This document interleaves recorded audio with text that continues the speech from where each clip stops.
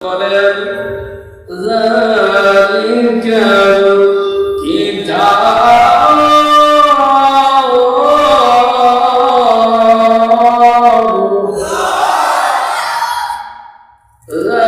যালিকাল কিতাব লা রাইবা ফীহি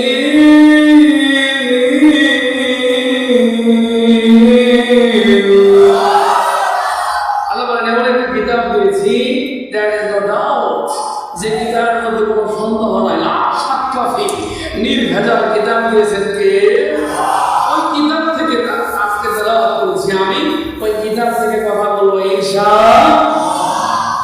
কিয়ামত পর্যন্ত বান্দা মানুষের যত সমস্যা আছে প্রত্যেকটা সমস্যার সমাধান করে আছে না নাই? যদি প্রশ্ন করেন নাম কি তোমার হে প্রভুপতি, উত্তর দিবেন ইন্নাহু লাকুরআনুল কারীম। যদি প্রশ্ন করেন কোরআন তোমার দেশের বাড়ি কই, উত্তর দিবেন লোহে মাহফুজ ঠিকানা ভিন্ন। বলো পৃথিবীতে আছে কি বই, বলো পৃথিবীতে আছে কি বই, এমন মধুমন্ত্র কোরআন হলো এই দুনিয়ার জীবন্ত গ্রন্থ। এ আমার খোলাহার ভাইরা, পর্দার আড়ালে আমার মা ও বোনেরা, আমি আপনাদের সামনে কোরআন কারীমের 114টা সূরার মধ্য থেকে আমার একটা অভ্যাস, যেখানে যাব একটা বিষয়ের উপরে একটা আয়াত পড়ব, একটা হাদিস পড়ব, যে কোনো একটা টপিকস নিয়ে, যে কোনো একটা বিষয় নিয়ে ধারাবাহিক আলোচনা করার চেষ্টা করি, বলেন ইনশাআল্লাহ। আজকে উত্তর ব্যতিক্রম নয়, আমি আপনাদের সামনে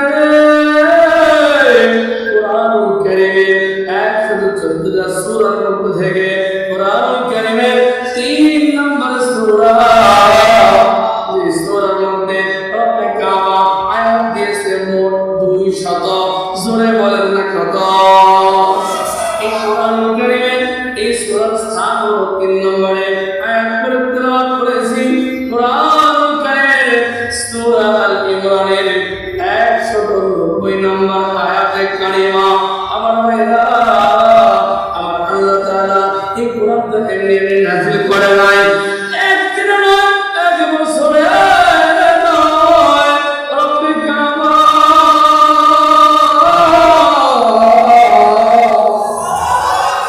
অবস্থার আলোকে, পর্যায়ক্রমে অবস্থার পরিপ্রেক্ষিতে কখনো 2টা আয়াত, কখনো একটা আয়াত, কখনো একটা সূরা, কখনো 2টা সূরা নবীর উপরে সুদীর্ঘ 23 বছরের জিন্দেগিতে নাযিল করেছেন কে?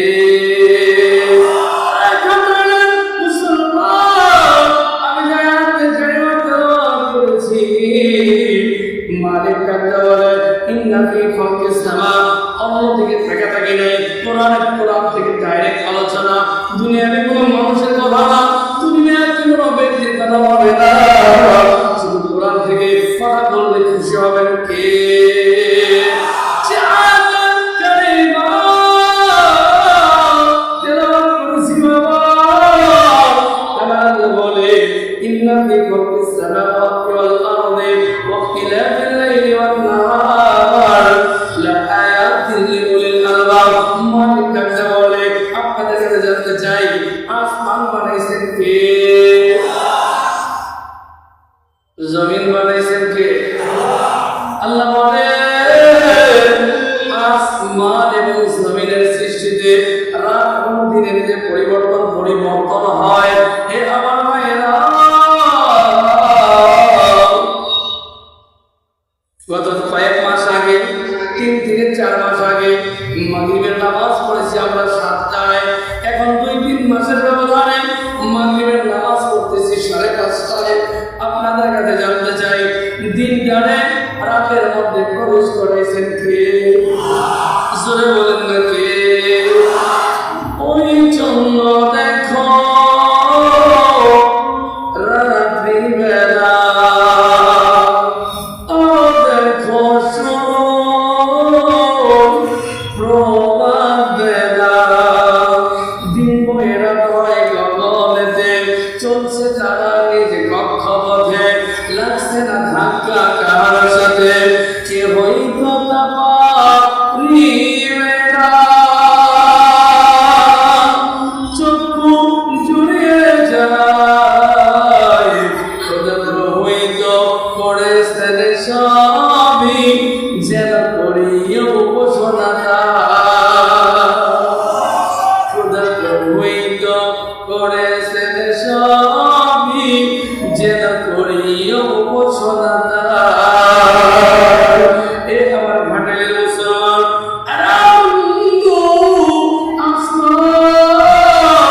আমার আল্লাহ বানাইছে, জমিন আল্লাহ বানাইলো, পাহাড় আল্লাহ বানাইলো। ওই যে সূর্যটা প্রতিদিন সকালবেলা ওই যে পূর্ব দিক থেকে উদিত হয়, পশ্চিম দিকে অস্ত যায়, দিনের পরে রাত হয়, রাতের পরে দিন হয়। আপনাদের কাছে জানতে চাই, জ্ঞানীদের জন্য নিদর্শন আছে না নাই? জ্ঞানীদের জন্য শিক্ষণীয় আছে না নাই? এই যে ছোট্ট একটা সামিয়ানা, আমি আমার আলোচনায় এখনো ঢুকি নাই, একটু ওয়েট করেন।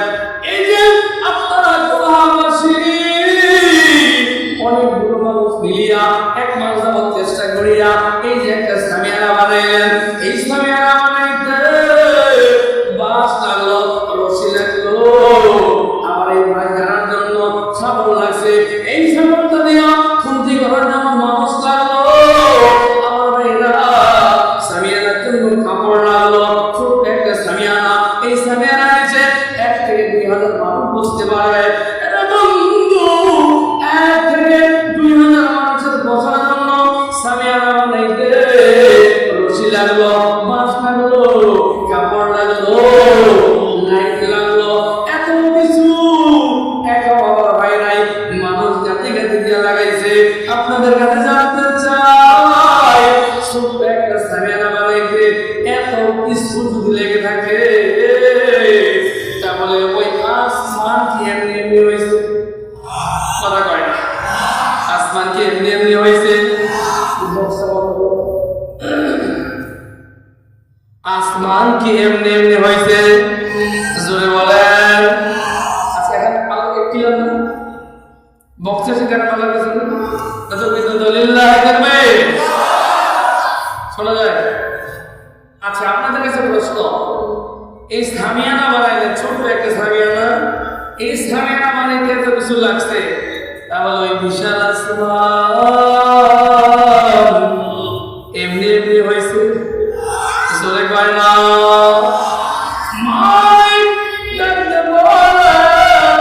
দুনিয়ার ছোট্ট একটা সামিয়ানা বানাইতে এত কিছু তোমার লাগলো, ওই বিশাল আসমান কে বানাইছে? আর জোরে বলেন না কে? এই যে আয়াত এখানে তেলাওয়াত করেছি, এই আয়াতের মধ্যে আমার আল্লাহ তাআলা এই আয়াতখানা কেন নাযিল করলো জানার দরকার আছে না নাই?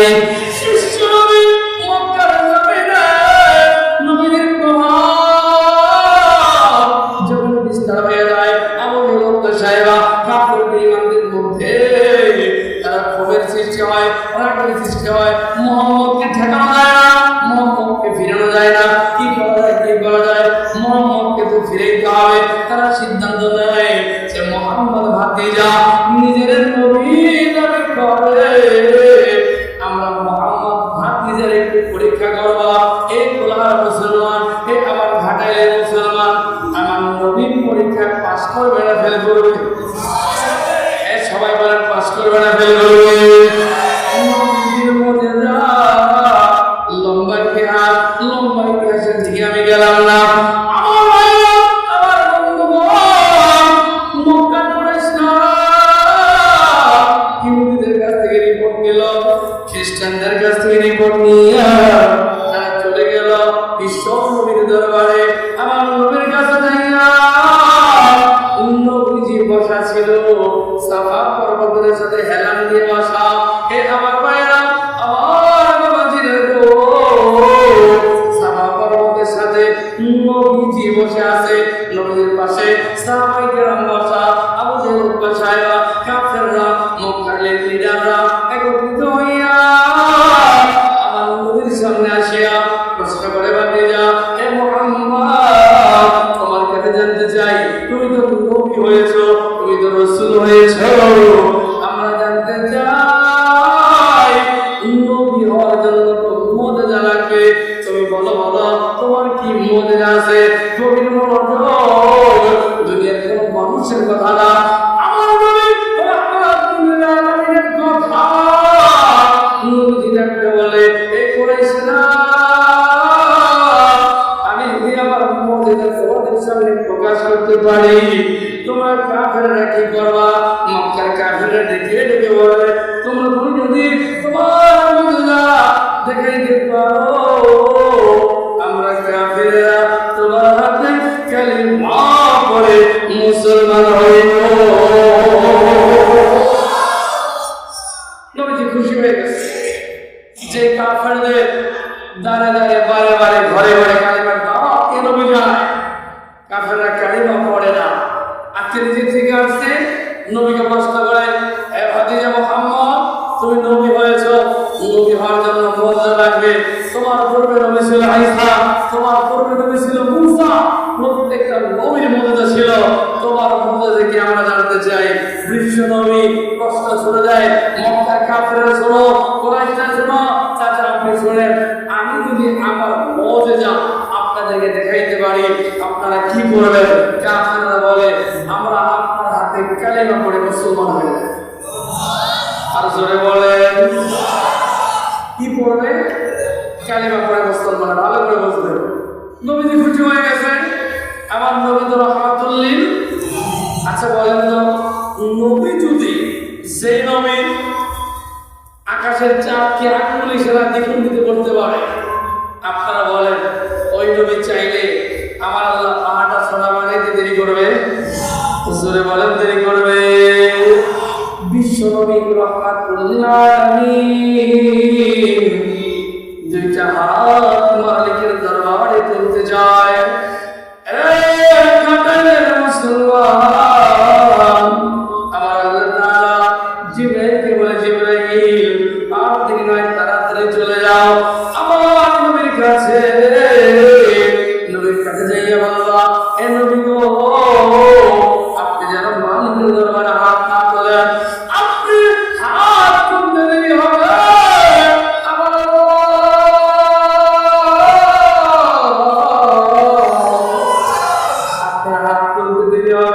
মালিক কবুল করতে দেরি হবে না। নবীজি বলেন, কেন হাত তুলবো না? তুমি কি দেখো না মক্কার কুরাইশরা তারা বলতেছে তারা নাকি আমার হাতে কালিমা পড়বে, আমার কাছে মুজিজা দেখতে চায়। আল্লাহর পয়গম্বরকে জিবরাইল ডেকে বলে, নবী গো, এই মানুষগুলো আপনার সাথে বেইমানি করবে, আপনার সাথে ধোঁকাবাজি করবে। আল্লাহর নবী ডাকতে বলে, জিবরাইল কেমনে করবে? আপনি বলে, নবী গো, এই মক্কার কুরাইশরা আপনার নবীর সাথে বেইমানি করবে। কয় মুখে অন্তরে আরেকটার নাম কি? জোরে বলেন, তার নাম কি? নবী গো, আপনার নবী দোয়া করতে দেরি হবে, আমার আল্লাহ পাহাড়টা সোনা বানাইতে দেরি করবে না। পাহাড়টা যখন সোনা হবে, এই মক্কার কাফেররা 1 মণ, 2 মণ, 10 মণ করে সোনা নেবে, আপনার নবীর হাতে কালিমা পড়বে না। নবীজি গো, আপনার কি মুজিজা? বাবা, প্রথম মুজিজা আল্লাহ আপনার দান করেছে, আপনাদের কাছ থেকে আওয়াজ চাই, আমার নবীর মুজিজা কম না বেশি?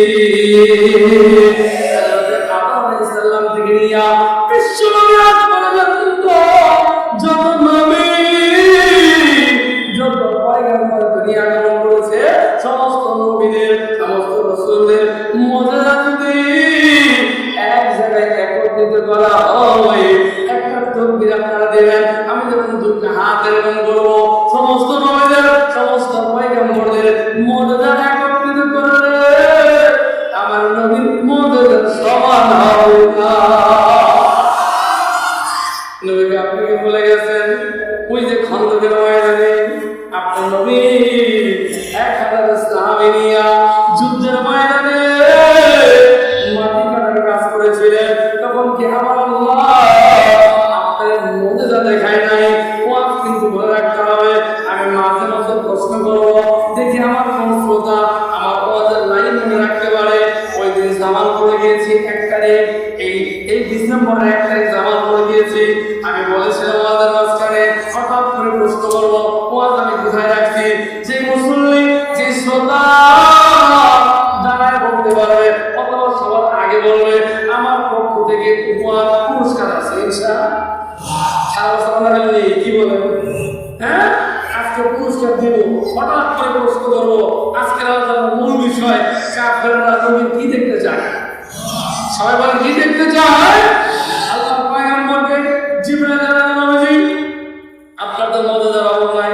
ওই যে খন্দকের ময়দানে আপনার বিশ্ব নবী নিজে মাটি কাটার কাজ করেছিলেন, আপনি পাথর কাটার কাজ করেছিলেন। ওমরের মধ্যে গামছা বেঁধে সাহাবায়ে কেরামকে সাথে নিয়ে মোকাম করে 1000 সাহাবী নিয়ে আপনি মাটি কেটেছিলেন। নবী গো, আপনার মুজিজা ওই দিন কত মুজিজা না আল্লাহ আপনার প্রকাশ করেছিল। চিৎকার দিয়ে আল্লাহু আকবার, আর জোরে বলেন আল্লাহু আকবার। মনে রাখতে হবে 1000 সাহাবী নিয়ে খন্দকের ময়দানে নবীজি মাটি কাটার কাজ করে বাবা দিলটা নরম করে দেয়।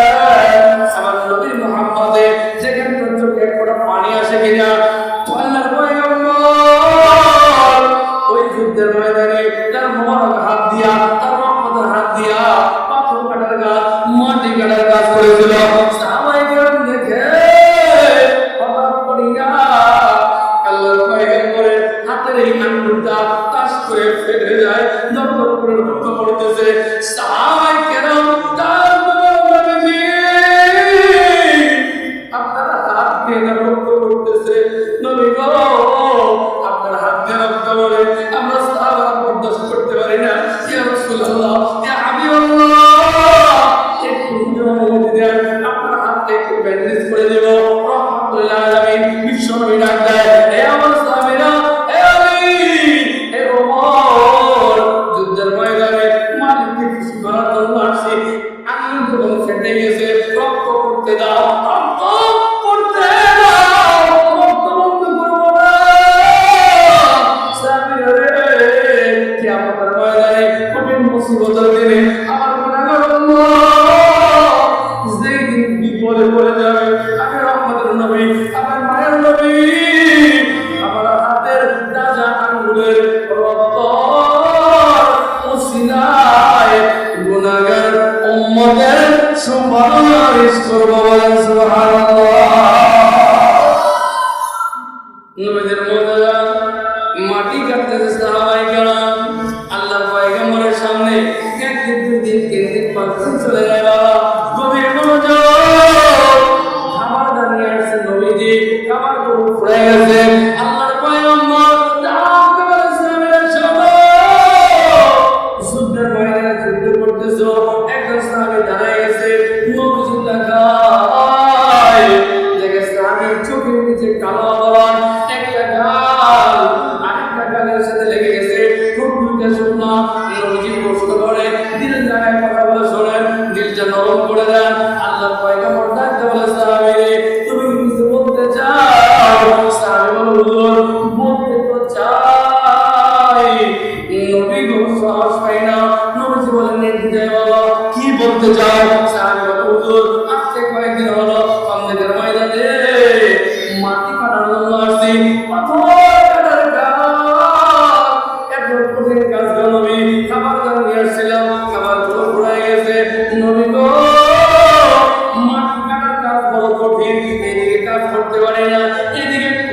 দরবার সত্য করতে পারি না, আপনার নবীর কাছে বলতে পারি না।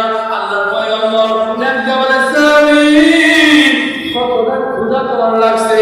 সাহাবী বলল, হুজুর কতটা ক্ষুধা লাগছে বলতে পারবো না, তবে ক্ষুধা জানা ক্ষুধা নিবারণের জন্য পেটের মধ্যে নবী গো একটা পাথর বেঁধে রাখছি।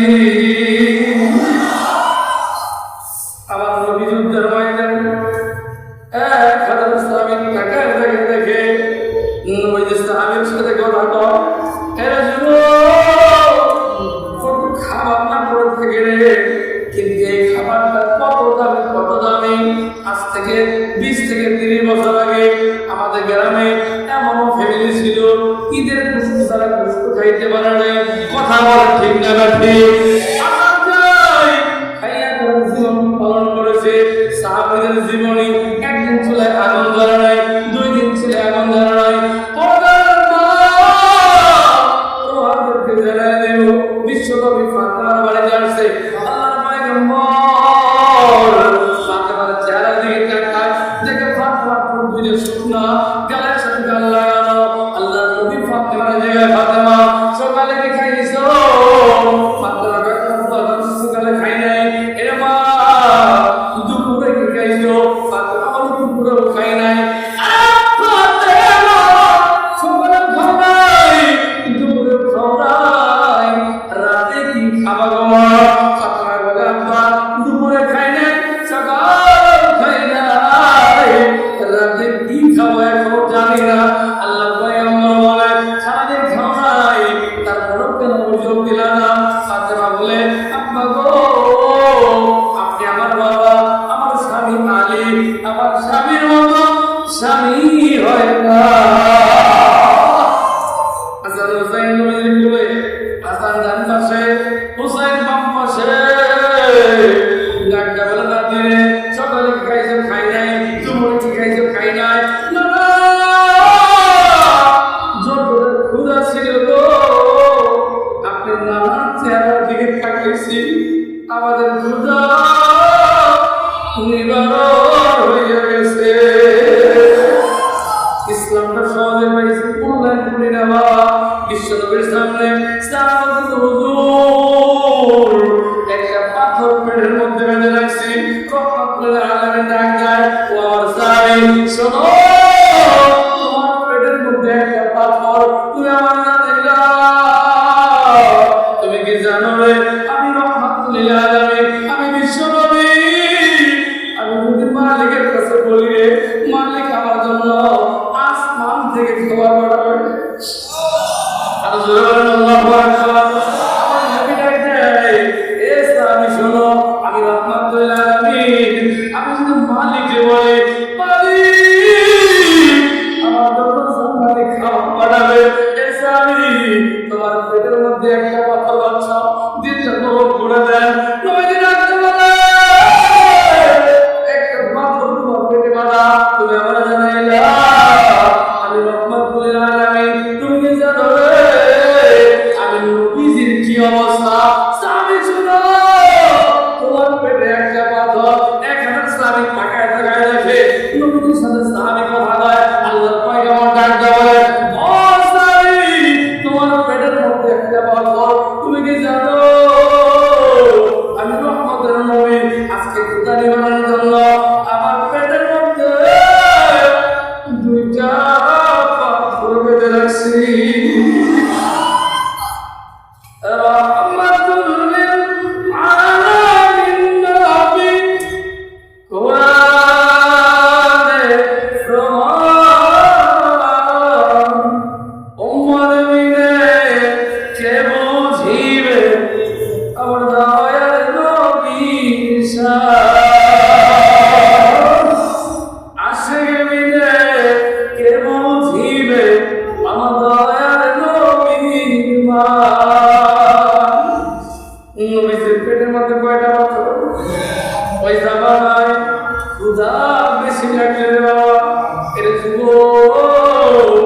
তোমার আজকে আয়োজন হয়ে গেল, তোমার আয়োজন হয়ে গেল। তুমি কি জানো খ্রিস্টান, নেইমার খ্রিস্টান। এর বন্ধু তুমি কি জানো সাহাবায়ে কেরাম তারা রক্ত দিয়েছে, জীবন দিয়েছে কালেমার পতাকা ওড়ানোর জন্য। আর তুমি যখন বিশ্বকাপ খেলা শুরু হয়ে যায় খ্রিস্টানদের পতাকা তোমার ঘরের উপরে চালাও, কথা বলেন ঠিক না ঠিক? তোমার পেটের মধ্যে একটা পাথর, আমি নবীজি পেটের মধ্যে দুইটা পাথর। এই দৃশ্যটা নবীদের একজন আশিক ছিল, নবীদের একজন পাগল ছিল, তার নাম হলো হযরত জাবের। জাবের নবীদের পেটে পাথর দেখে আর ঠিক থাকতে পারে নাই, জমিনের মধ্যে ফাঁস করে পড়ে গেছে, গোলাবাড়ি পাবে আল্লাহ করে কান্না করে, নবী গো আপনি নবীর জন্য জীবন দেব, যুদ্ধের ময়দানে আসছি, আপনার নবীর পেটে আমি জানে বরদাস্ত করতে পারি না। নবী দেখছি আমি আল্লাহ পয়গম্বর জাবের হাত ধরে লাগা, যাবে কেন করিস কেন পারে? নবী গো আপনার নবীর পেটে পাথর, আমি জাবের তো সইতে পারি না, আমার একটু সুযোগ দিবেন নবী। নবী বলে কি করবি? নবী আমি একটু বাইরে যাব, আপনার নবীর জন্য দেখি কোনো খাবারের ব্যবস্থা করতে পারে কিনা। জাবের দৌড়ে যেতে পারেন দিকে ঘরের সামনে যাইয়া বিবির ডাকতে, বিবি বিবি ঘর থেকে বেরোয়, দেখে স্বামী যাবে হাঁপাইতেছে, দৌড়ে আসছে, ডাকতে বলে স্বামী গো আপনি হাঁপাইতেছেন কেন? বিবি রে যার জন্য আল্লাহ বুকে সাজাইছে ওই নবীর পেটে পাথর দেখে আসছি। বিবি দেখো ঘরের মধ্যে কোনো খাবার আছে কিনা? যাবে বিবি ঘর তালাশ করে দেখে বাবা ঘরের মধ্যে মাত্র 3.5 কেজি আটা আছে। কয় কেজি আটা? 3.5 কেজি আটা। যাবে ডাক্তার বিবি রে আর দেরি নয়, আটাগুলো পানির মধ্যে মিশা।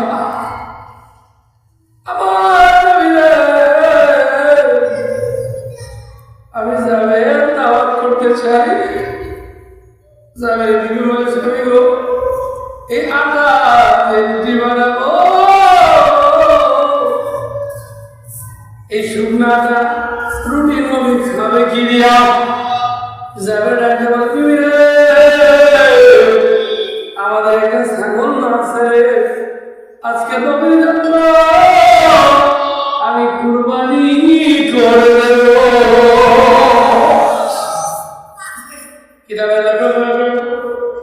ওই দিন জাবেরের বাড়িতে ওই ছাগলটা ছাড়া মাত্র কয়েক কেজি আটা ছাড়া কোনো খাবার ছিল না। নবীর আসে যাবে ছাগলটা জবাই করে দিয়েছে, আটা রুটি বানাও। বিবি আমার নবী আমি পেট ভরে খানা খাও।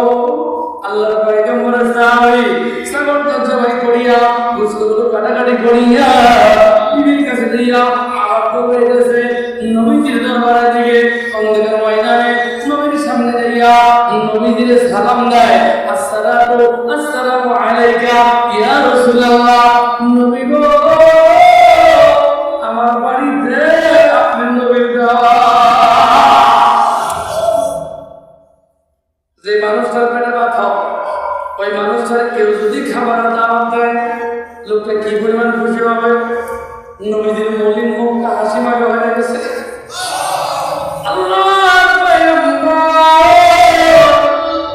জাবের চেহারা থেকে নবীদের মুখটা সরাইয়া 1000 সাহাবীর দিকে লক্ষ্য করে ডাকতে বলে সাহাবীরা জাবের আমার দাওয়াত দেয়, আমি নবী তোমরা 1000 সাহাবীর দাওয়াত দিলা। আটা কয় কেজি? ছাগল কয়টা? দাওয়াত দিয়েছে কয় হাজার? জাবের টেনশন আছে না নাই? জোর আছে না নাই? আচ্ছা বিয়ে বাড়িতে যদি লোক আসার কথা থাকে আসলো, আপনার এখন বাড়িওয়ালার টেনশন আছে না নাই? জাবেরের চিন্তা হলো নবীজিরে খাওয়া, এই জন্য দাওয়াত দিছে। আটা কয় কেজি, ছাগল কয়টা, ওরা এসব নবী খাইতে পারবে, কিন্তু নবী দাওয়াত দিছে কয় হাজার। এখন জাবের টেনশন আছে না? জাবের কোনো কথা বলে নাই, দূরে চলে গেছে নবীজির দরবারে, বাড়িতে বিবির কাছে চলে গেছে। সালাম দেবী সর্বনা কি হয়েছে স্বামী, আপনি একটু ভুলে বলেন। বিবি রে, আমার নবীর দাওয়াত দিয়েছি, নবী তো 1000 সাহাবীর দাওয়াত দিয়েছে। বিবি কয় স্বামী গো, আপনি কি নবীরে বুঝাই আমার নাই? বক্সা দাও, আমাদের বক্স দিয়ে রাখছে,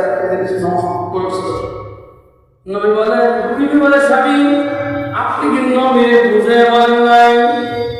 এবার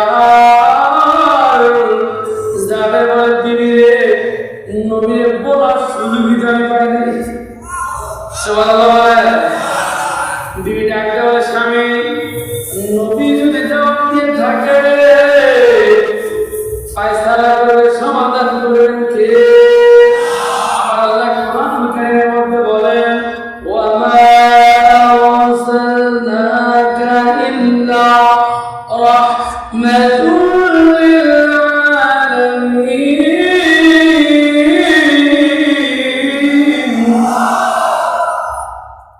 বিরাট স্বামী, নবী যদি দাওয়াত দিয়ে থাকে আপনি চিন্তা করেন কেন? সুবহানাল্লাহ বলেন না।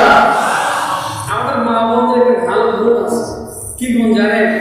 আমি আমার মাকে দেখতাম ছোট সময়, আমাদের বাড়িতে হুজুর দাওয়াত দিলে আর খাওয়ার সুযোগ নেই, আগে হুজুর খাবো তারপরে তোরা খাবি, কথাটা ঠিক না ঠিক? হুজুর জন্য ভালো স্পেশাল রান্না করে রাখে মায়েরা। মা বোন থেকে অনুরোধ করবো, আমি কোনো বাড়িতে খাবার খাইলে আমি বলতে পারবো যে এই বাড়ির বোন, এই বাড়ির মা নামাজ পড়ে না, না পড়ে, বেনামাজি মায়ের রান্না বোনের রান্না আর নামাজি বোনের রান্না কে খাবে? যে মা, যে বোন রান্না করবে ওজুর সাথে, সিকিরের সাথে, নামাজ পড়বে, পর্দা করবে, বিশ্বাস করো তার রান্নার মধ্যে এক্সট্রা একটা রহমত আর মজা আছে না নাই? বেনামাজি বোন যত সুন্দর করে রান্না করো, এর রান্নার মধ্যে আমি বলতে পারবো যে এর রান্নার মধ্যে সে নামাজ পড়ে না, পর্দা করে না, ঢিলা কোনো ব্যবহার করে না। শীতের দিন আসছে, এমন মহিলা আছে মা ভুবে না কেন, ঠান্ডা বাড়িতে রেখে কথা বলে, ঠিক না ব্যাঠে? আপনাদের কাছে বলতে চাই, গোটা পৃথিবী আজকে শীতের কাছে হার মানে, আর শীত হার মানে সকালবেলা ফজরের মুসলিমদের কাছে কথা বলেন, ঠিক না ব্যাঠে? কেমন করে ঘুমো তুমি, হঠাৎ করে কাজা, এমন তো হতে পারে যমুনে জানা যা তোমার, ঠিক না ঠিক? যাদের বিবিকে স্বামী নবী যদি দাওয়াত দেন কেন চিন্তা করে যাবে, ঠিকই তো আমার নবী তো রহমাতুল্লিল আলামিন। নবী কি আল্লাহর পয়গম্বরের সাহাবী, আবার সূর্যের ময়দানে গভীর মনোযোগ, নবীর সামনে যাইয়া সালাম দিতে, আসসালামু আলাইকা ইয়া রাসূলুল্লাহ। নবী গো, আমি সাহাবীর বাড়িতে আপনার সহ সাহাবীদের সহ দাওয়াত। আরো জোরে বলেন, দাওয়াত আপনারা খাও না? দাওয়াত আপনারা খাও না? আপনারা খাও। তবে আমি একটা মশলা বলে দেবো, এখন আমি কয়েকটা কেন্দ্রীয় মসজিদ প্রথম ধরে আসি, প্রায় মাহফিল কথা বলি, আমি এই কারণে বলি আমাদের বাবা মা আছে না নাই? আমি জুমায় নামাজে বলছি আমার কেউ দাওয়াত দিবেন না। আচ্ছা, আমি এবার ইমাম সমিতি বলে আমার কেউ দাওয়াত দিবেন না, ইমামকে কথা দেখবে, কথা দেখবে। তো যখন বলছি মুসলিমরা আর করে দেখাইছে, এর উপায় কিন্তু হুজুর এটা দাওয়াত দেওয়া যাবে না, আমি তার বুঝাইলাম যে ওই বাড়িতে আমি দাওয়াত খাইতে চাই না যেই বাড়ির খাবার তার মা খায় না, বাবা খায় না, মা বাবার না খাওয়াইয়া তুমি হুজুর খাওয়া, 4 পয়সার দাম নেই। কথা বলে আরে পৃথিবীতে তোমার মায়ের চাইতে দামি মা বোনরা আছে না মাহফিলে? মা বোনের মায়ের চাইতে দামি এই পৃথিবীর কোনো অনেক জন্ম হয় নাই। আরে আব্দুল কাদের জেলানি সেও তো কোনো মায়ের ঘর, কথা কয় না। আমি এখানে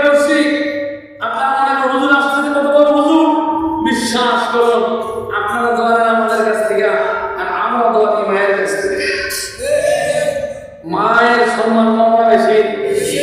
গোটা পৃথিবী বিক্রি করলে জান্নাতের একটা ইটের সমান হবে না। বিশ্বনবী বলেন ওই জান্নাত রাখছে আল্লাহ মায়ের পায়ে নিচে। আর জোরে বলেন, গোটা পৃথিবী বিক্রি করলে জান্নাতের একটা ইটের সমান হবে না।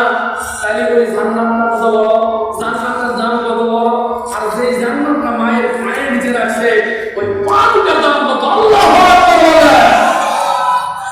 ওগো তুমি এই ধরনের শ্রেষ্ঠ তোমারই পদতলে রয়েছে জান্নাত। ওগো মা তুমি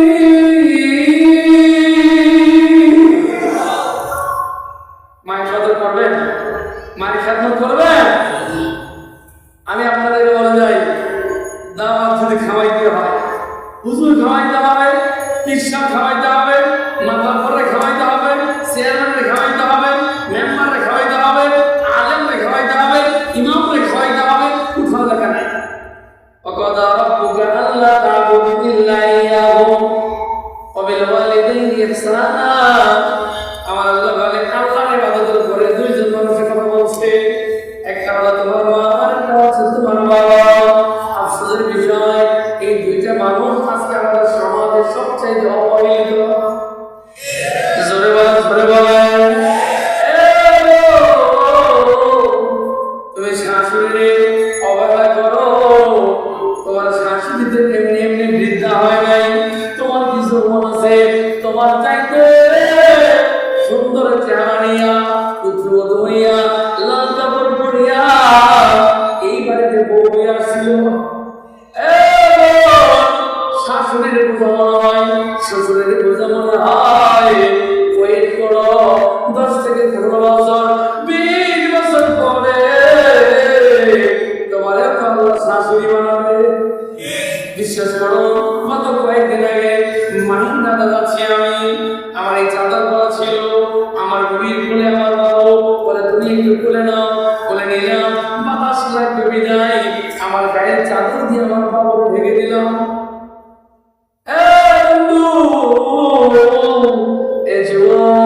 দিদিরে তখন তাৎক্ষণি বললাম, দিদি শোনো, আমার বাবুর একটু বাতাস লাগবে, আমি বাবা এসে সহ্য করতে পারি না, ঢেকে নিলাম। দিদি শোনো, আমার বাবা মা তো আমার এইভাবে আদর করে বলছে। আর একটু বলে যায় বাবা, আমার বাবুর বয়স 2.5 বছর, হসপিটালে যেদিন আমার বাবু হয়, আমার কলেজের সন্তান হয়, ছোট কাল থেকে আমার কাকা আছে, আমার বাবার এত শ্রদ্ধা করে, মার এত সম্মান করি। বিশ্বাস করুন, এই জায়গায় বসে আছি, আমার এলেম নাই, আমার নাই, আমার মনে হয় সন্তানে গুণাগার থাকে মানুষ। আমার সাথে একটা জিনিস, একজনের দোয়া আছে, সেটা হলো আমার মায়ের দোয়া। আমি আমার দু চোখে আমার মায়ের দোয়া প্রমাণ পেয়েছি। আমার বাবুরা যেদিন হয়, ওই দিন থেকে মায়ের প্রতি সম্মান বেড়ে গেছে। আর একজন মা এই দুনিয়াতে বাচ্চা প্রসব করতে গিয়ে সিজার হোক আর নরমালে হয়ে যুবক, মার সাথে খারাপ ব্যবহার করল। আমি ওই দিন হসপিটালে দেখছি আমার বিবি অর্ধেক করা। আল্লাহ নবী বলে ওই দিন না আসে না থাকলে বুঝতাম একটা সন্তান দুনিয়া আসে, একটা মাকে সন্তান শহীদের মতো রক্তাক্ত করে, মায়ের রক্ত, তোমার রক্তে, তোমার প্রসবের বেদনায় তোমার মায়ের রক্তে গর্বিতে গিয়েছিল। তুমি সেই মায়ের কষ্ট না, সেই মায়ের খাবার দেয় না, সেই মার সাথে খারাপ ব্যবহার করো। ওই আল্লাহ আপনাকে কসম করে বলি, আমার মতো পূর্বে হুজুর একখানে দাঁড় করাবেন, আমার মতো, আমি তো গুণাগার মানুষ, আমার চেয়ে দামি দামি কাবার ইমামে নিয়ে আসবেন। কাবার ইমাম সাহেব লক্ষ করে হুজুর, লক্ষ করে পীর, লক্ষ করে আলেম আপনার বাড়িতে আসবে। 100 আইটেমের খানা খাওয়াইয়া প্রত্যেকের হাতে 1000 টাকা না 5000 টাকা করে হাতিয়ে দিয়া বলবেন হুজুর আমার জন্য দোয়া করেন। 1 কোটি আলেম, 1 কোটি হুজুর, 1 কোটি পীরে আপনার জন্য দোয়া করবে। যতটা কাজ করি না আল্লাহর নামে কসম করে বলি, আল্লাহি তাআল্লাহি বিল্লাহি আপনার দুঃখিনী মায়ের দোয়া কোটি কোটি পীর, কোটি কোটি হুজুর, কোটি কোটি আলেমের চাইতে তোমার মায়ের দোয়া আল্লাহর কাছে বেশি।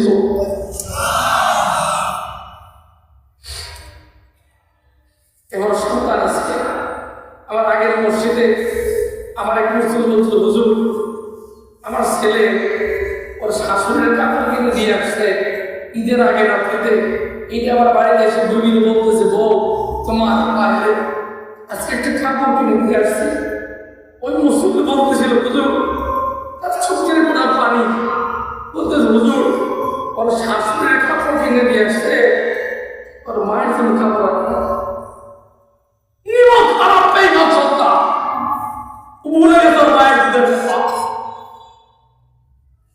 মায়ের একদম কাটিয়ে যাও পাহাড় বানাইয়া সব হবে না, এমন দরদি ভাবে কেউ হবে না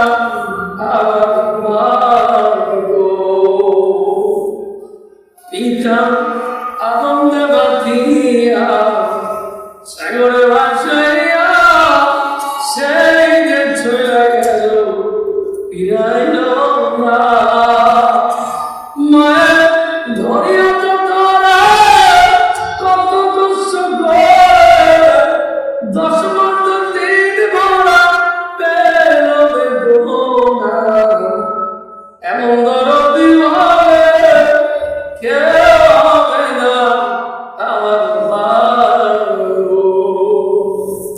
গোলাপ ভাইয়েরা যুবক ভাইরা ওদের আমার বোন যারা আসছে বন্ধুকে বলবো বোন আসলে রে পূজা মনে করবো না, তুমি কয়েকদিন বর্তমানে যুবক থাকবে না, তোমার শাশুড়ির কম ছিল না, আজকে ভিড়টা হয়েছে মনে রেখো তোমাকে ওই পথে যাইতে হবে। আমি এটা আমার কাকাও জানি প্রায় মাফে ঘটনা বলি আমার নিজের চোখে দেখছি যে এর ঘটনা বলতে আমার শরীর কেঁপে যায়। আমি নিজে দেখছি গত 2 বছর আগে বাসায় একটা মাহফিল আমি হঠাৎ করে যে মাজার ক্লাসটা টান কি বলে না ক্লাস লাগে কি বলে মানে আমি জানাইতে পারি না, বসতে পারি না, চিন্তা করলে এই অবস্থা মাহফিলে যাওয়া সম্ভব না। ফোন করলে এই ফোনটা আমার সাক্ষী, এই ফোনটা আমার হাতে ছিল। বললাম যে এবার না গেলে হয় না, হুজুর অনেক ভক্ত আপনার, আমি একাধারে প্রায় 5 বার 7 বার গেছি বাসায়, হুজুর আপনাকে আসতে হবে। কি করবো মধুপুরে গিয়েছি, এক্সরে করলাম, করার পর ডাক্তার বলল আপনার কিছু হয়নি, ওষুধ দিয়ে দিলাম আপনি খান ঠিক হয়ে যাবে। তো আমার একটা বেল দিয়ে দিল, হুজুর এই বেলটা পড়বেন মাথা তো যদি সমস্যা হয়ে যায়। তো আমি আসরের পরে ভালো করে শুনে আসরের পরে আরে কত ইতিহাস বইয়ের মধ্যে বললাম, কোরআনে বললাম, হাদিসে বললাম, আর নিজের চোখে দেখেছি। আমি আসরের পরে একটা ছাত্রের কালে ভর করে প্রাইভেট কার্ডে উঠছি, ওটার পরে ওই যে বললাম আপনারা ধরেন আমার কাছ থেকে আমাদের কাছ থেকে আর আমরা দোয়া নেই মায়ের কাছ থেকে। আল্লাহ আওয়াজ খুশি করতে চাও, জান্নাত চাও, তোমার ঘরে মা আছে, মাকে খুশি করো, আমার আল্লাহ আওয়াজ খুশি হয়ে যায়। আমি ওই যে প্রতিদিনের মতো মাহফিলে যাচ্ছি, দূরে ঘাটার পর্যন্ত গেছি, মনে পড়ে গেল মায়ের কথা। ফোন দিয়েছি, মা বাবা ফোন করেছে, সালাম দিলাম, আব্বা মাকে দেন আমাদের একটু দোয়া করো। মা বাবারা বললাম আমি কি হয়েছে, মা ধরে ফোন হাতে নিয়েছে। আমি দুই একটুকু বলছি আমার শরীর প্রচন্ড ব্যথা, জানাইতে পারি না, উঠতে পারি না, মা আমার জন্য দোয়া করবেন। বললাম আমি আমার মালিকের সাক্ষী বলছি, আমি ফোনের মধ্যে একটা চিৎকার শুনছি, আমার মা ফোনের মধ্যে চিৎকার দিয়ে বলেছে আল্লাহ আমার বাজানের অসুখ, আমার বাজানের ব্যথাটা আমি মারে দিয়া আমার বাজানের তুমি সুস্থ করে দাও। আপনার বলেন তো পৃথিবীতে মা ছাড়া এই কথা কেউ বলতে পারবে? জোরে বলেন পারবে? হসপিটালে একটা সন্তান হবে, সিজার করতেছে, গরিব অবস্থা। ডাক্তার বলল সন্তান বাঁচাইতে গেলে মা বাঁচাইতে পারবেন না, মা বাঁচাইতে গেলে সন্তান বাঁচাইতে পারবেন না। এই কথা চলে গেছে মায়ের কানে। মা ধরে ডাক্তারকে ডেকে বলছে, ডাক্তার আপনি আমার মেরে ফেলেন, আমার সন্তান ধরে পাইলেন না, আমার এই মার কষ্ট দিই, এই মায়ের সাথে খারাপ ব্যবহার করি। আমার মা যখন বলছেন না আমার বাজানের ব্যথাটা আমার দিয়ে আমার বাজানকে তুমি সুস্থ করে দাও, এই শোনার পরে ফোনের মধ্যে আর একটা কথা বলতে পারতেছি না, আমার ঘন্টা করতেছে। আমি ঘন্টা খানের মধ্যে দিয়ে রাখছি, আমার মা দোয়া করতেছে, আল্লাহ আমার বাবার সুস্থ করো, আমার বাবার হেফাজত করো। আমি শুধু মনে মনে বলতেছি আমি আমি আমি তো জানি, আমি তো জানি মা দোয়া করতেছে, মা দোয়া করতেছে, কবর করবেন কে? বলেন না কে? দুইটা প্রায় পরে 2 ঘন্টা গাড়িতে বসাচ্ছিলাম, মাহফিলের প্যান্ডেলের কাছাকাছি চলে গেছি। আল্লাহু আকবার, একটা তাকবীর আপনারা দিবেন, দুইটা হাত যখন এরকম করবো আপনারা আপনারা কণ্ঠ দিয়ে একটা তাকবীর দিবেন মালিকের কাছে। মালিকের কথা যেন আজকের এই মাহফিলের মা বাবা যত কবরে আছে আল্লাহ যেন প্রত্যেকের বাবার কবরটা জান্নাতে টুকরা বানায়। আল্লাহু আকবার। মাহফিলের প্যান্ডেলের কাছে গেছি, প্যান্ডেলের কাছে যখন গাড়ি থেকে নামতেছি আমার ভাইরা আমার বাবাজিরা সেই মানুষটা ছাত্রের গাড়ি ভর করে গাড়িতে বসছিল, অনেক 2 ঘন্টা গাড়ি থাকার পরে গাড়ির থেকে নামার সময় দেখি আমার মতো ক্ষুদ্র মানুষ আমার মা আমার জন্য দোয়া করেছে, আমার শরীরে কোনো ব্যথা। আমি কারে ডাকিব মায় যে আমার চলে গেল জবাবের লাগিয়ে কারে ডাকিব। যুবক তোমার কামাই নাই, তোমার মুসিবত ছাড়া অসুখ ছাড়া বিপদ ছাড়া কারো কাছে যাওয়ার দরকার নাই। মা যেখানে থাকে মায়ের ঘরে চলে যাও। মা যদি চকিতে থাকে, মা যদি খাটে থাকে তুমি খাটে বসবা না, চকিতেও বসবা না। মা যদি চেয়ারে থাকে মায়ের পায়ের কাছে বসবা, ফ্লোরে বসবা, মাথাটা মায়ের হাতগুলো ভরে দিয়া ফ্লোর করে দিয়া বলবা মা আমি তোমার ছেলে, মা গো আমার অসুখ ছাড়া না, বিপদ ছাড়া না, মুসিবত ছাড়া না, আমার কামাইয়ে যদি বরকত নাই, মা আমার চাকরি হয় না। মায়ের কাছ থেকে হাত বুলায় আমার নবী বলেন বন্ধুদের মিস হইতে পারে, মায়ের দোয়া আমার আল্লাহ ফিরাইয়া দিবে না। মা বাবার আজকের বিষয় না, আমার আজকের আলোচনার বিষয় কি কেমন মনে আছে বলেন? আলোচনার বিষয় কি? নবীজির মুজিজা। আল্লাহ তাকবীর। কাফেররা আমার নবী কি দেখতে চায়? এসব বলেন কি দেখতে চায়? মুজিজা। আল্লাহ নবীর যাবেন নবীর বলেন আমি গো আমার বাড়িতে আপনার নবীজির দাওয়াত 5000 সাহাবী সবাই বলেন না 5000 আটা কয় কেজি ছাগল কয়টা ছাগল আটা সাহাবী কয় হাজার সাহাবী কয় হাজার 1000 নবীজি কাছে আসে যাবেন হুজুর চলেন আমার বাড়িতে আপনার দাওয়াত আল্লাহর পয়গম্বরের সাথে কয় হাজার সাহাবী আমার ভাইয়েরা বন্ধুগণ নবীজি আগে যায় নবীজির আগে একজন সাহাবী তার নাম হচ্ছে হযরত বেলাল।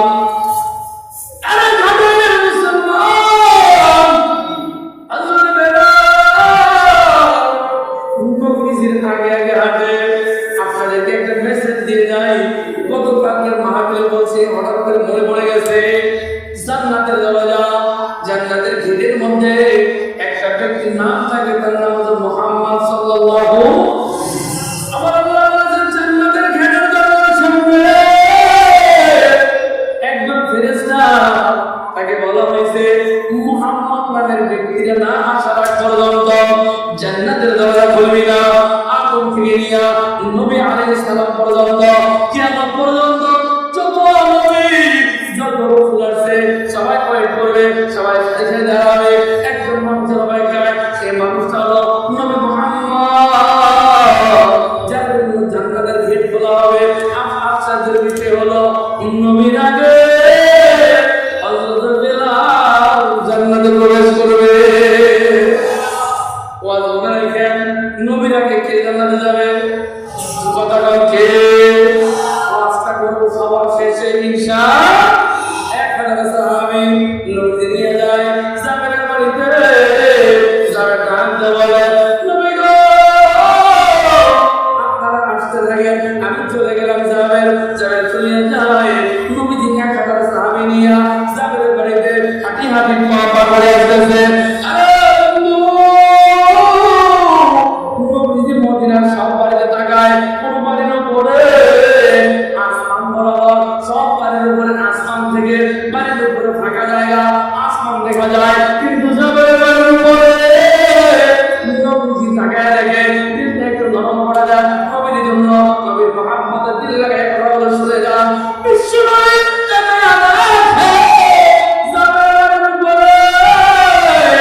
মেঘের মতো, বৃষ্টির মতো কালো কালো কি যেন দেখা যায়। নবীর সাহাবীদেরকে প্রশ্ন করলো, সাহাবীরা দেখো তো মদিনার কোন বাড়ির উপরে কালো কালো মেঘ নাই, বৃষ্টির মতো নয়।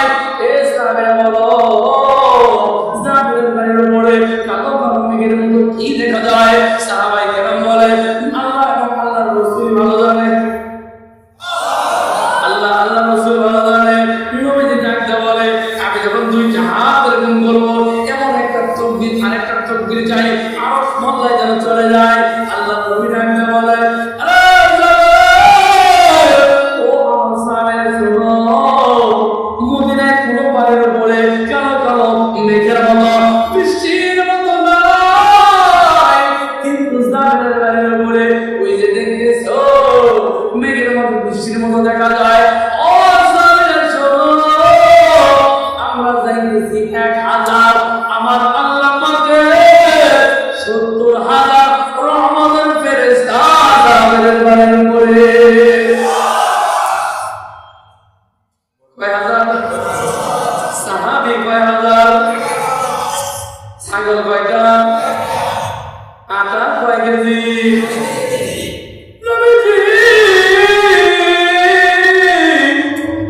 সাহাবীদেরকে নিয়ে জাবেরের বাড়িতে যায়। সব সাহাবী কাতারে কাতারে বসে। নবীজি সাহাবীদেরকে প্রশ্ন করে, জাবের রে কি আয়োজন করেছিস, কি তোর আয়োজন বল? জাবের নবীজি বলে, নবী গো আমি তো গরিব মানুষ, আমার তো সামর্থ্য নাই। দেখবেন আমাদের সমাজে ধনী না, টাকা নাই, অর্থ নাই, কিন্তু দিলটা অনেক বড়, আছে না নাই? জোরে বলা আছে না নাই? আমার ভাইরা বলছিলেন গো হযরত জাবের, নবীজি ও নবী গো এই জামার আয়োজন মাত্র কয়েকটা রুটি আর একটু ছাগলের গোশত, একটা ছাগলে কয় কেজি গোশত আর হয়? 3.5 কেজি আটা। কয়টা রুটি আর হয় বাবা? নবীজি বলে, জাবের রে আজকে মজার একটা ঘটনা করে শোনাই। নবী বলে, যাবে আমরা আসছি 1000। আরে জাবের রহমাতুল আলামিন বাড়িতে, আর আজকে এবারের ঘটনা স্বয়ং আমার আল্লাহ আসমানে ফেরেশতাদেরকে নিয়ে দেখতেছে। সেরাতে নৌকা মাঝি যাবো মদিনা, আমি জীবনে একবার মদিনায় যাও। আমার নবীর রওজা দেখে ধন্য করো, আমি জীবনে একবার মদিনায় যাও।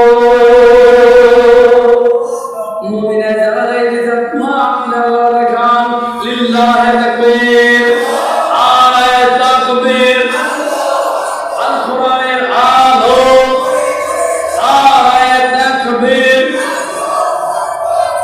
খুশি হয়ে যায় কোন কি আপনারা যেভাবে এইভাবে করছে মনে হয় কেবল মাপে শুরু হয়ে গেছে আয়টা তো লিল্লাহ থাকবে এখন তো মজার কথা আসতেছে যাবে হুজুর আমার তো আয়োজন নাই মানুষ কয় হাজার নইলে যাবে রে আমি মোহাম্মদের নবীদের বাড়িতে দাঁড়ায় আছি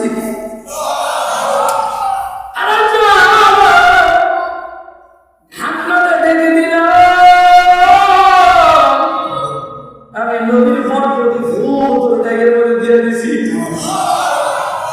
আমাদের কথা বলতে লাগো যাবে শর্ত দিয়ে যায় এই যে তোর ট্যাগের মধ্যে পাতির যে খাবার আছে বস্তু রুটি আছে ঢাকনা খুলে দেখবি না দাম দেখতে পারবি বিসমিল্লাহ বলে বাপরে থাকবি কারণ শুধু বিসমিল্লাহ দরকার আছে না নাই আমার এক মুসলিম সেটা তো হুজুর ওয়াজ জানি করে খাওয়ার সময় বিসমিল্লাহ মনে রাখবে না আসলে না নাই আল্লাহ নবী কা বিসমিল্লাহ মনে নাই তাতে কি তুমি যখন খাবার শুরু করেছো বিসমিল্লাহ ছাড়া শয়তান তোমার খাবার শরীক হয়ে গেছে শয়তান তোমার খানায় হাত দেয় আপনাদের কাছে জানতে চাই যে খাবারে শয়তান হাত দেয় ওই খাবার কোনো রহমত থাকবে বরকত থাকবে নবীজি বলে শুনতে মনে নাই খাবার মাঝখানে মনে পড়েছে আমি তো বিসমিল্লাহ বলে নাই নবীজি বলেন মনে নাই সমস্যা নাই খাবার মাঝখানে মনে পড়ছে তখন বলো বিসমিল্লাহি আওয়ালাহু ওয়া আখিরা যখন তুমি এই দোয়া পড়বা শয়তান লজ্জা পায়া খানা রেখে চলে যাবে সেই খাবারের শুরুতে বিসমিল্লাহ হয় না ওই খাবারের বরকত দেয় না কে আরো জোরে বলেন না কে নবীজি বলে যাবে ঢাকনাটা ঢেকে দিলাম শব্দ দিলাম রে ডান দিক থেকে মারবি বিসমিল্লাহ বলে মারবি আপনাদের কাছে জানতে চাই বিসমিল্লাহর মধ্যে বরকত কম না বেশি পিছনে ভাই আওয়াজ দেন বেশি কম না বেশি কমান নাই কেউ বিসমিল্লাহ বরকত কম না বেশি আমার মা বোন যারা আসছেন মা বোনদেরকে বলবো চুলায় আপনি যখন রান্নি দিবেন আপনি যখন গ্যাসের চুলা অন করবেন রাইস কুকার অন করবেন পড়বেন বিসমিল্লাহ ভাত করবেন পড়বেন বিসমিল্লাহ ডান দিক থেকে মারবেন বিসমিল্লাহ বলে মারবেন আপনার খাবারের মধ্যে বরকত যারা ঢেলে দেবেন কে আরো জোরে বলেন কে বাবাকে বলে যাই রান্না করার সময় টিভি দেখবেন না রান্না করার সময় মোবাইল চালাবেন না পবিত্র ওযুর সাথে রান্না করবেন আপনি যখন রান্না করবেন আল্লাহর জিকিরের সাথে রান্না করবেন ও বোন ও মা আজকে তো কোরআন তেলাওয়াত বাড়িতে উঠে গেছে আজকে 20 বছর আগে কোন বাড়ির কাজ দিয়ে এতে গেলে কোরআনের গুনগুন আওয়াজ ছিল না আরে আমার দাদি দাদিরা তারা সারাদিন দেখিতে ধান মারছে পাটার মধ্যে মরিচ মারছে এরপরে নামাজ ছাড়া নাই কোরআন তেলাওয়াত ছাড়া নাই আর আমার বন্ধুদের ঘরে রাইস কুকার গ্যাসের চুলা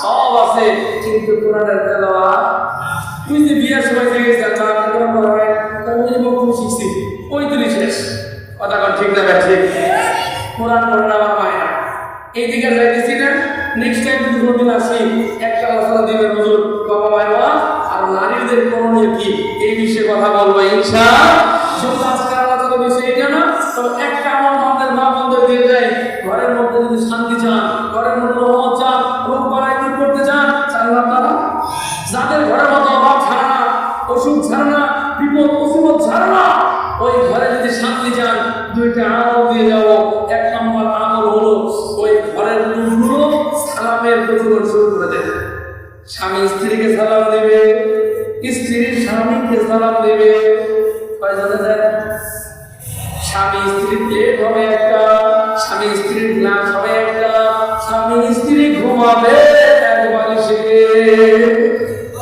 যদি ঝগড়া এক প্লেটে খানা খাবে ঝগড়া থাকবে রাগ করে বসে আসতে দিবি তুমি না খাইলে আমি খাবো না এক লক্ষ খাবার বিবির মুখে তুলে দিবেন বিবি আপনার মুখে তুলে দেবে তবে যে বলে স্বামী স্ত্রী যত করে একজনের জন্য আদর করবে একজনের জন্য সোহাগ করবে একজনের জন্য মাথায় হাত বুলাই দিবে সেই স্বামী স্ত্রীর মাথার চুলগুলো সিরুনি দিয়ে না হাতের আঙ্গুল দিয়ে সিরুনি বানায় ধোয়াবে, সিরুনি বানাবে। নবী বলেন এসে যদি হাতের নামাজ পড়লে যেমন সওয়াব হয়, স্বামী স্ত্রী একে অপরকে আদর করবে, আমার আল্লাহর নবী বলেন নফল নামাজের মতো সওয়াব তারা আল্লাহ দিয়ে দিবে। কিন্তু কয়জনে সালাম দেন? কয়জনে দেন? নাই। কয়জনে এক মিনিটে খানা খান? নাই। কয়জনে এক বেলাতে ঘুমান? এইটা আমার অনেক আছে। কথা ঠিক না ঠিক? বাংলাদেশ সুবিধা যেটা ওইটা বলতে গেলে ঠিক না ঠিক? এক গ্লাস আবার যখন বলবেন স্বামী স্ত্রী গ্লাস কয়টা? স্বামী স্ত্রী গ্লাস কয়টা হবে? একটা হবে। এই আলোচনা গেলাম না, এতটুকু বলে গেলাম আদর করবেন। আবার বিবিদের স্ত্রীদের এক ধরনের আছে না, স্বামীরা আপনার যারা আসছেন স্ত্রী একটু বেশি হয়ে গেছে এরকম কাপড় আপনারা নাই, যেই বেলা বউটা মনে করো কাপড় ও কি বউলা আদর জিনিস এর মানবেন কি আপনি? কথা বলেন ঠিক না ব্যাঠি? তো যারা কিছু আছে ওটা সাইজ মতো করো লাগে, কথা বলেন ঠিক না ব্যাঠি? কিছু বউ আছে দেখে বাপ মারে কিছু দিলে একবারে আসতে নাই, আসতে নাই সাইজ কেন্দ্র করবেন জানেন? আমি বলে যাই ও ভাই বাবার মারে কিছু দিতে গেলে রাগ করে কাগজ পেয়েছে না, এমন করে একটা থাপ্পড় দিনে মরা করে মনে থাকে আর দিয়া বলবেন এরপরে আবার বলবে আমার খারাপ কথা কয় না। আর বাবা মা আমার মা আমার জন্ম দিছে, আমার আমি কি দিব না কিন্তু তুমি আগে নিয়েছি তুমি বাবা আমার আদরের জিনিস আদর করুন। বাবা মার ক্ষেত্রে কোনো কথা নাই, কথা বলেন ঠিক না ঠিক? আমার ভাইরা বাবাজিরা এইদিকে যাবো না, তবে হ্যাঁ স্ত্রীদেরকে আদর করবেন। আর স্ত্রী যারা আসছেন আপনারা স্বামীর জন্য সাজুগুজুর দরকার আছে না নাই? বাড়িতে যত থাকে আমার মা বাবারা সিনাই তাদের বাড়ি নিয়ে আমার কাজের মানুষ কথা বলে, কিন্তু মার্কেটে যখন যাবেন বাজারে যখন যায় সাজুগুজু আছে না নাই? আছে না নাই? স্বামীর জন্য কোনো স্ত্রী যদি সাজে, নবীজি বলে যে স্বামী বেচারা বাড়িতে ঢাকা থেকে আসতেছে, চাকরি থেকে আসতেছে, চক্র থেকে আসতেছে, স্ত্রী চিন্তা করলো স্বামী তো সারাদিন কাজ করতে গেছে, এখন আসবো আমি সুন্দর করে সাজি, তো সুন্দর করে স্বামী স্ত্রী সাজছে। স্বামী বেচারা দরজার সামনে এসে আর স্বামী সালাম দিবে না বিবি সালাম দিবে? সালাম দিছে, যখন সালাম দিছে বিবির চেহারা দেখিয়া স্বামী খুশি হইয়া একটা হাসি দিয়েছে। নবীজি বলেন ওই মা ওই বোনের আমল নামায় যদি স্বামী খুশি হইয়া হাসি দেয় একটা দাঁত বের হয়, নবী বলেন 1 বছর নফল নামাজের সওয়াব ওই নারী ওই মা ওই বোনের আমল নামায় আল্লাহ দিয়ে দিবে। তাহলে সাধু কার জন্য কথা বলেন কার জন্য? আল্লাহ আমাদেরকে আমল করার তৌফিক দান করুন আমিন।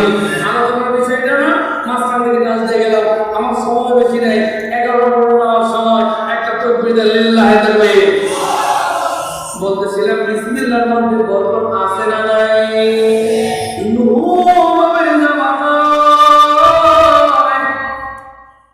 আমার আল্লাহ নৌকা কিন্তু একটা বানা নবী কয় আল্লাহ নৌকা বানাবো মিস্ত্রি পাইব কই?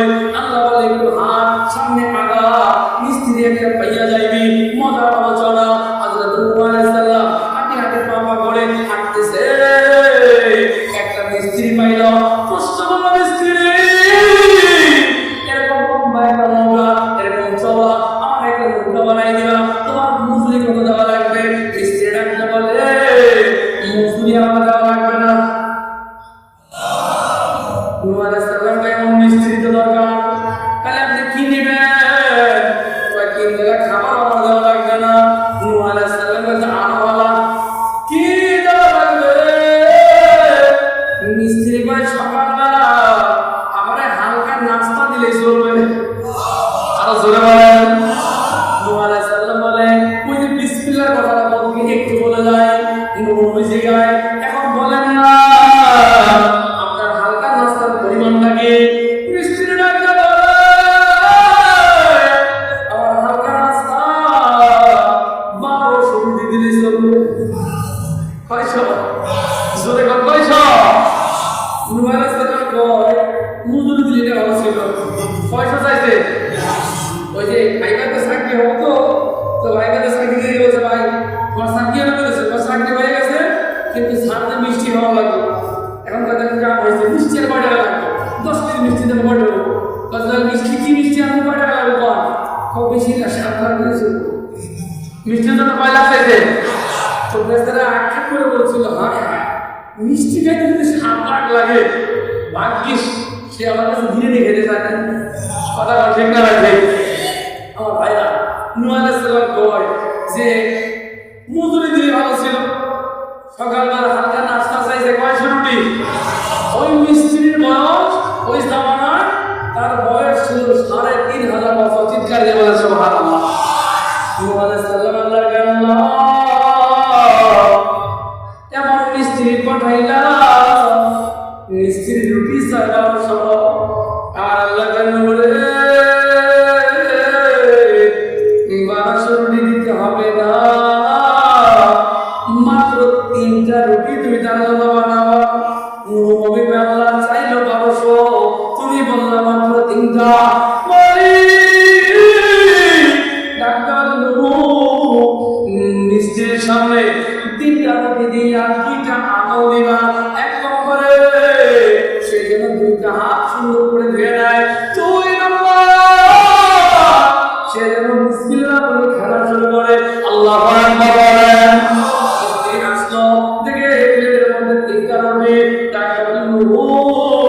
তুমি কি আমার সাথে মজা করো চাইলাম 1200 দিলাম মাত্র 3টা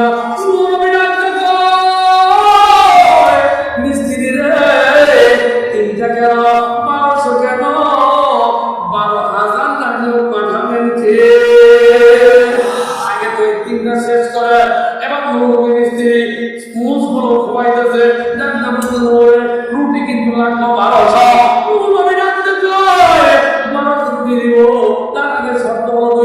সুন্দর করে কি পর্যন্ত হাত 2টা ধুয়ে রাখবে আপনারা তো হাত ভাঙা ভিজে খান হাত ধুয়ে খাতে ভিজে খান এখন অনেক মুরব্বীদেরকে দেখি 1 গ্লাস পানি নিয়ে দরকার কাছে যাইয়া পানি ফলো করে খাওয়া শুরু করে এটাকে হাত ধোয়া না হাত ভিজে খাওয়া হলো কথা কম না হাত কিন্তু ভিজে খাওয়া চলবো না 2টা হাত সুন্দর করে ধুয়ে নেবেন আমার ভাইরা আরেক দেখা দরকার করবেন বাবা বিসমিল্লাহ বলে খানা শুরু করবেন লম্বা সময় যেন ভালো না বন্ধু এবং নূহ আলাইহিস সালাম তাকে বলে মিস্ত্রি খানা শুরু করে 1টা রুটি খাইলো 1টা রুটি খাওয়ার পরে